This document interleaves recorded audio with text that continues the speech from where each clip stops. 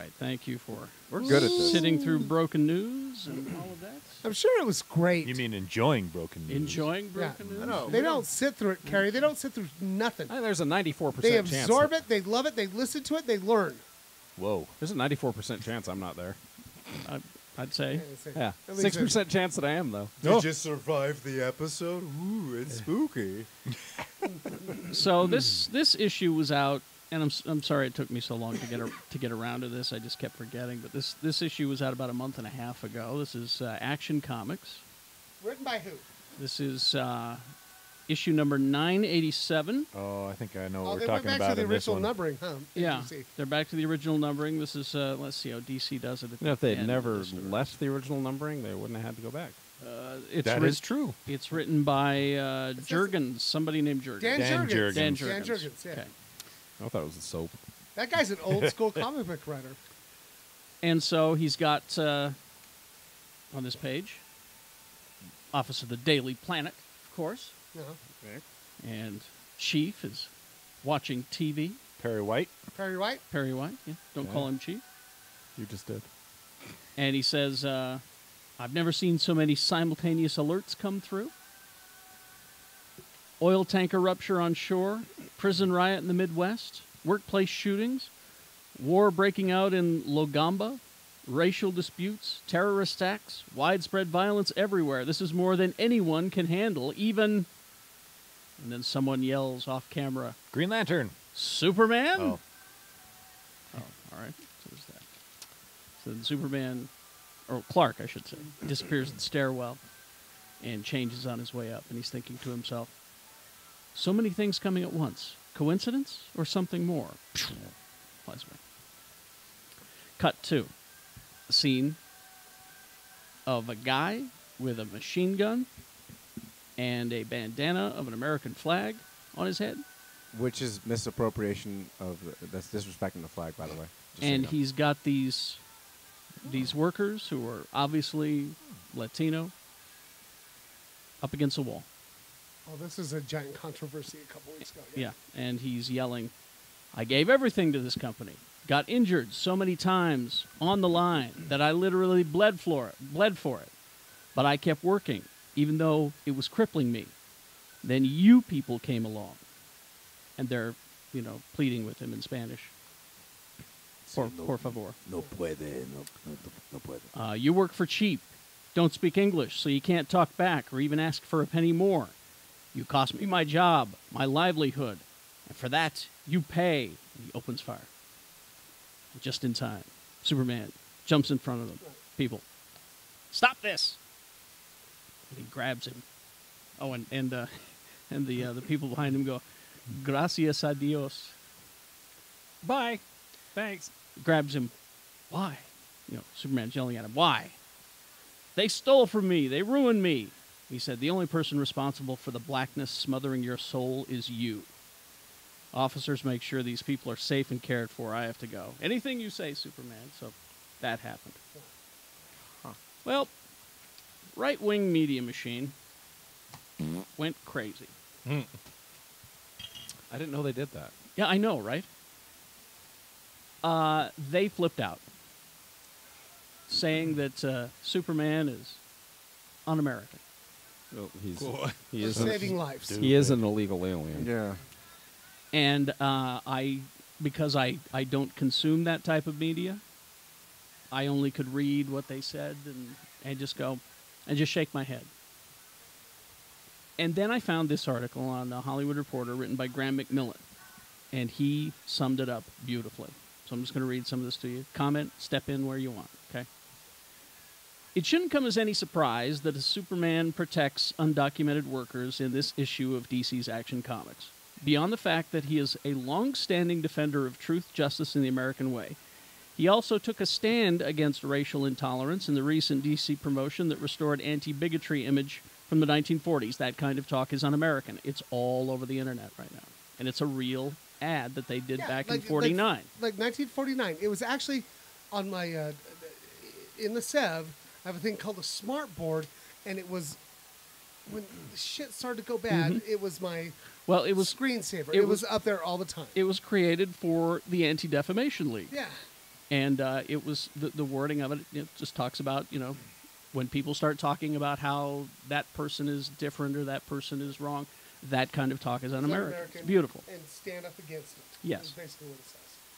Superman has, of course, literally made a career out of standing up for the little guy. As recently as 2015, the character made headlines once again with these same assholes, standing with citizens of Metropolis against police brutality. But when it comes to the issue of immigration and racial intolerance, the superhero is almost uniquely placed to offer metaphorical commentary on the subject. Superman, as envisioned by his creators back in '38, is not only the literal embodiment of the immigrant dream, he is the perfect example of those currently at the center of the decision to rescind the DACA program. Someone who arrived in the United States as a child and the result of his parents' actions, without paperwork or going through the right channels, who's dedicated his life to fitting into U.S. society, but making U.S. society a better place. Well, the American way, that's what gets me. It's like, it's not saving the white man who was born on this soil. Yeah, like, that's not the American way. People who come into this country looking for a dream that want a better life for themselves. Mm-hmm. So him saving them, how is that not any more American than anything else? We didn't even have an immigration act until the early 1900s when we needed to stop Eastern Europeans and Italians from coming into the country. Stopping the Irish and the Italians. And there's the Chinese Exclusion Act of 1922, where they're just literally, we did not. You hear people talk about, oh, my grandparents came here legally. Well, chances are anybody who got here was here legally prior to a certain year. So if your family can trace back a couple generations, if they didn't get here unwillingly on a ship, they got here in another way on a ship. Everyone got to America illegally. Yeah. Everyone. Everyone. Yeah. And you know white, and black, you got here. Hey, white people, you got here because you said, fuck that dude. Yeah. And was like, yo, I'm going to come here. But they do it. And the only We're like, all illegals. And the only thing is difference is some people's boat experience was way better than the others. But why do people get mad that he's first of all, he's saving human life? I mean, no, they don't see him as human. Fuck, who gives a shit where they came from? It's human life. No, Leigh called it right there. Leigh hit it. Leigh called it right there. Until they start. And now, like, God, now this Blade Runner. The way you said Blade Runner now is like, why? It's a slave caste system, and it's just like we need to start seeing people as equal, regardless of what they look like. The immigrant part of Superman's origin is often glossed over by these people, or outright ignored by those who see the hero as being all-American. Right, he's all-American in every way, but the important piece, not only of history, but the vision of the United States that Superman represents. In some ways, Superman is at heart an optimistic story about the United States itself. The fact that the character comes from out there can not only come to be accepted by America, but has seen as representing the best of America, an inspirational figure that everyone looks up to. That's the American dream in action. That's the way things are supposed to work, according to the United States, advertised on the Statue of Liberty's new Colossus plaque, and the one that lives in citizens' hearts. Perhaps merely some citizens' hearts, at least these days. After all, certain members of the current presidential administration seem disinterested in the new Colossus. They're going as far as to saying that it was added later. They didn't mean it. Revisionist. It's revisionist. The idea of letting immigrants who arrived illegally as children stay seems to be frowned upon in general. In this current climate, it's not just noteworthy that Superman takes a stand up to somebody angry at immigrants, but that Superman remains seen as an inspirational and patriotic figure for all, standing as he does for concepts and acceptance that all too many would disagree with. It's just a great article, and I would suggest you look it out. The Hollywood Reporter, Grant McMillan. I don't know if it's just the current events that we're in, but just like protecting people that are about to be mowed down. Like that just kind of touches it, It's like, what the fuck? No, you should have seen. You should have seen Fox and Friends when this issue came out. You should have seen it. It would have just made you sick for two reasons. One is that they never read it. None of those motherfuckers read it. They never read it. They got Cliff Notes. They got Cliff Notes. They were told about it. Second of all, the way they were reacting to Superman saving human lives was so fucking wrong. It's absurd. And thirdly, the fact that the president, that's his news show. He watches Fox and Friends every morning. Right. That was the part that bothered me the most. And we won't. We're having a hard time helping Puerto Rico. Hey, they've got a big No, debt. you gotta say it like he does. Puerto Rico. Yeah, they've got a big debt. Got to make sure they understand their debt first. Just to mowing down people. Like I told you guys upstairs, I've been watching CNN nonstop with this whole shit in Vegas. And You like, might want to take a break. It's not good for your brain. It's not, but I just whatever. And so, but just like to get mad at somebody who could actually protect somebody. Yep. What are you gonna get mad at the Vegas Police Department for fucking protecting And people? once Like, again, fuck off! Ridiculous. It's not real, and like it's such a fucking false fucking narrative, right? Mm-hmm. It's the same thing as like what happened with like Captain America. Oh yeah, right. Yeah. And they it's went just like, crazy over him too. And I don't know, man. It just. And people misunderstand Captain America. He's really misunderstood by the right wing. They think that he's supposed to stand for whoever's in office at the time. Well, and that's not the case at all. Because Watch if you, Civil War. No, Civil War is a good example. Right. We'll go back before that, the Nixon administration, when Cap quit Yeah. and became nomad. Yep. And it's because I can't deal with this shit. the administration was not standing up to what the American ideal was supposed to be. And that's what Cap has always stood He's for. Captain think it America, goes- not Captain who's ever in office. Exactly, and that's the Right. thing. Here's the thing, and it goes fucking so much deeper. It's these same motherfuckers that claim that they love Jesus and they love America so goddamn much, right?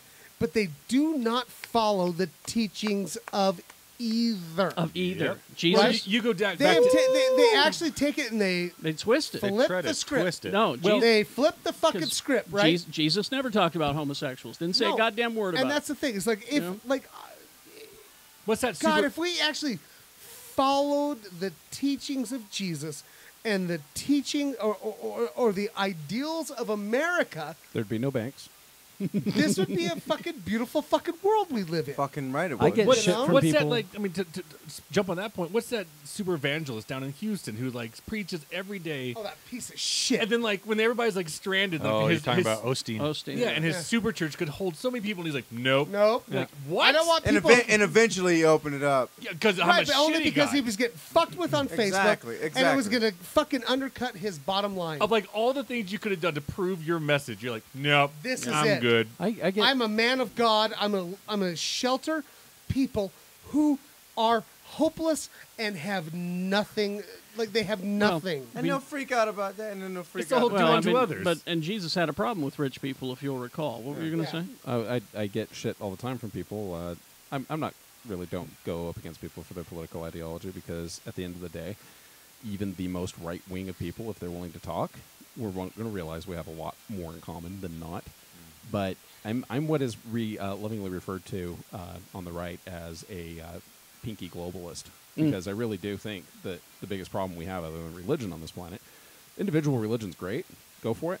If you're using it to subjugate other people or to suppress other people, then it's horrible. Yes. Our governments. Or your political system, your political That's what I was ideology. going to say. Your political ideology, your political system. If we're not worried about what's something my son said that sticks with me every day. Now that I think about it, yes, we should be helping the people in Puerto Rico. We shouldn't even be questioning it. They're American citizens. We should also not be worried so much about whether or not they're American citizens before we help them. We Exactly. should be looking. We should be in the Dominican Republic. We should be in Haiti. Yes. We should be in all these islands that Yes. are getting smashed and mowed down by hurricane after hurricane after hurricane. We should stop fucking debating whether or not there's such a thing as global climate change. Man-made or not, doesn't matter. It's happening. Yeah. It doesn't matter whose finger we're pointing it at. You know, there's a bunch of people get mowed down. You're not, well, who's at fault? Well, they're dead. Doesn't matter. Move on. Fix the fucking thing. We can't be worried about North Korea if we didn't have a North Korea and we didn't have the United States. If we were human beings and we took care of each other and we didn't worry about what the political ideology was or what the religious ideology was or what undergarments they were wearing or who they were fucking when they get home at night. If we'd all just mind our own goddamn business and take care of our neighbors, I think that's a Christ-like philosophy. I'm not sure. I'm not a Christian. But we'd be in a better place right now. We wouldn't be worried about whether or not some kid who grew up in privilege with a ton of money and happened to have developed nuclear weapons is coming after us because we'd all be taking care of each other and it wouldn't have gotten to that point in the first place. I just want to say something about like the reality of DACA. All right, because I work with mostly Hispanic children. I do. And probably most of them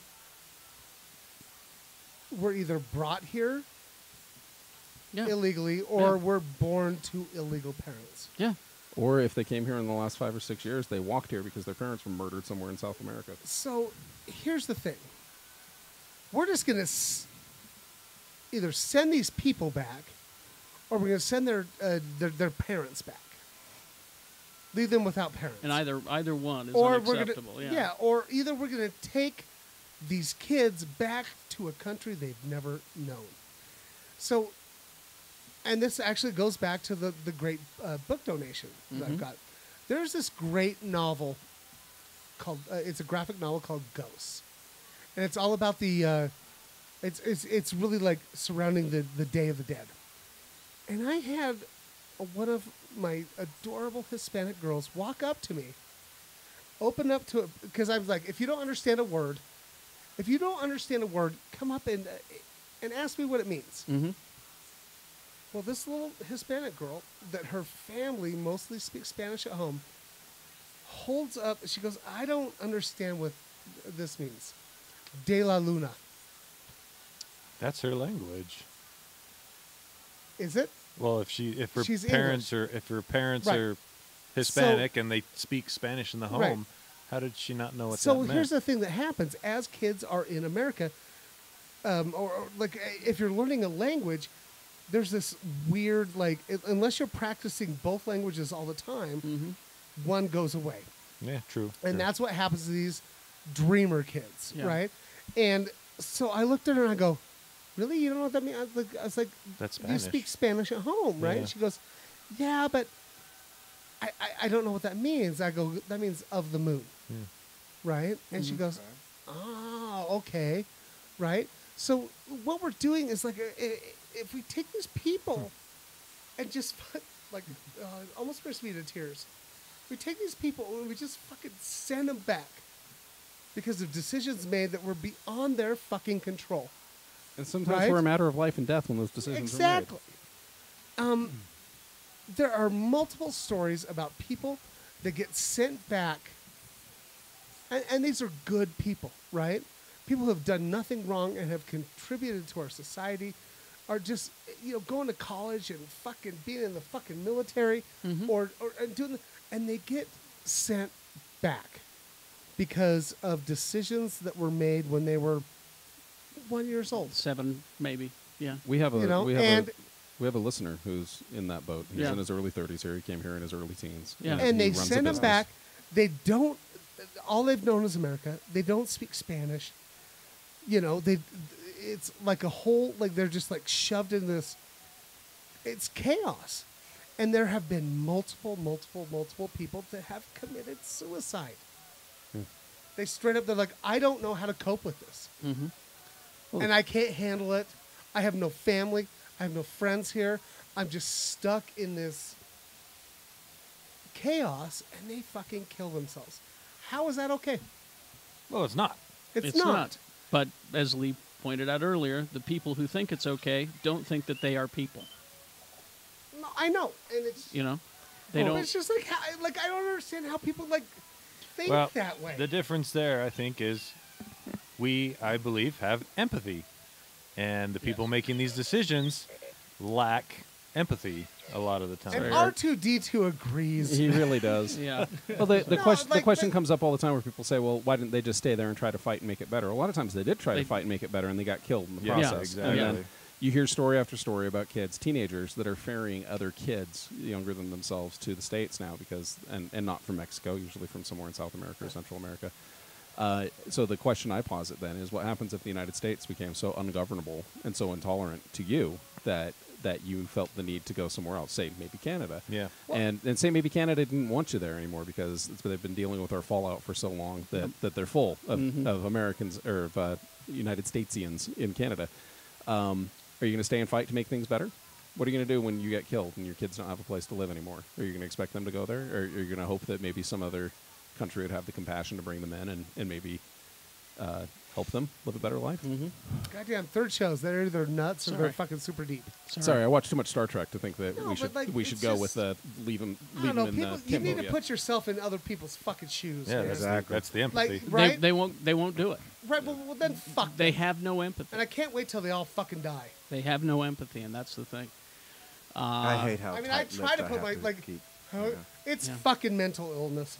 That's all I'm gonna say. It is. Well, it's living in a bubble as well, right? Because I know an awful lot of people who have. They've never seen. They've never met a gay person. Yeah. They've never met a black person. Or a trans person. Or a trans person. Or an immigrant. Or an immigrant, even. And you know they're what? told about them, I'm so but they've fucking never. sorry Well, for they've you. also been told, horror stories about them. Yeah, they've been told about them by like urban legends. You know. What a shitty existence that and is. it's terrible. Don't let them sneeze on you. Which is why I constantly tell everyone the first thing you should do is travel to a foreign country where you don't speak the language. Yep. And meet these people. Yeah. Meet them. You'll see. We are the same. We are the same. You know? And the other thing about this whole well, they should learn English. Fuck you. English is hard. It is. The only reason No you doubt. can barely speak it, you fucking toothless hillbilly, is because you were raised around it. And if you try to teach that shit to a kid, I go, okay, this is the rule. Oh, but And here's three other. there's three other, yeah. You want to fire back with the dominant language? Say, speak fucking Mandarin. Right, or say night, Yeah. no other language is No, there night, and night. English is a difficult There, language. there, and there. It's Caught a and caught. It's a Right, subdramatic. no, it is a ridiculous